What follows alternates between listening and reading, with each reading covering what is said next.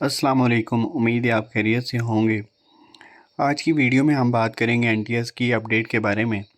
इससे पिछली वीडियो में मैंने बताया था कि जो एनटीएस 30 जून 11 बजे वाला पेपर है उसकी कीज़ जो हैं वो जुम्मे को अपडेट हो जाएंगी, लेकिन याद रहे कि उसमें मैंने सिर्फ जुम्मे का ही मेंशन नहीं किया था। मैंने 2 डेट्स और भी बताई थी। एक बताई थी मंडे को और एक बताई थी कि नेक्स्ट फ्राइडे। ठीक है, ये 3 डेट्स मैंने बताई थी। बहुत से लोग कमेंट कर रहे थे, कुछ को मैंने रिप्लाई किया भी था तो कुछ को नहीं कर सका, तो इसलिए मैं ये वाली वीडियो बना रहा हूँ। इससे जो पहले वाली वीडियो थी उसमें मैंने बताया था कि 15 अगस्त तक अदालत ने एनटीएस को रोका हुआ है कोई भी आगे काम करने से। एक तो ये वजह है ना आने की एनटीएस का रिज़ल्ट, और दूसरा ये है कि एनटीएस के ऊपर वर्कलोड बहुत ज़्यादा है। आपको पता है कि पुलिस का भी जो टेस्ट हुआ है वो भी एनटीएस ने लिया है और उनके अभी रिज़ल्ट आना था जुम्मे को, जो कि ना आ सका। तो इस वजह से काफ़ी वर्कलोड है एनटीएस के ऊपर, जिसकी वजह से कि काम पूरा नहीं हो रहा है। मैंने आपको सारी चीज़ें बताई थी कि किस किस वजह से एनटीएस की जो रिज़ल्ट है उसमें डिले हो सकता है। साथ मैंने वजूहत भी बताई थी, क्योंकि हमें भी जो इन्फॉर्मेशन मिलती है वो हतमी नहीं होती है।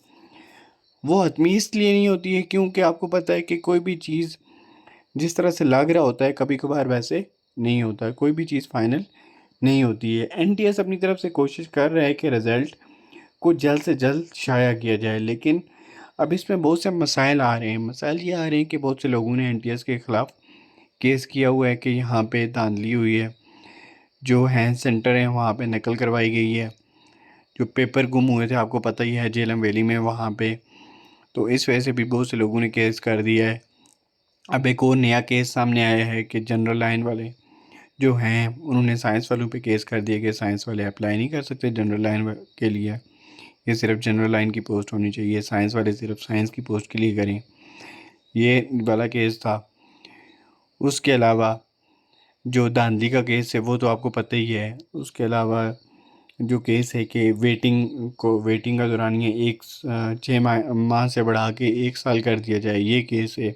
उससे पहले एकेडमिक मार्क्स का केस ऑलरेडी लगा हुआ है, वो जिसकी 2 सितंबर को उसकी पेशी है, समात है। तो इतने सारे केस लगे हुए हैं, ज़ाहिर बात है फिर एनटीएस कहाँ से बेचारा अपना काम कर सके।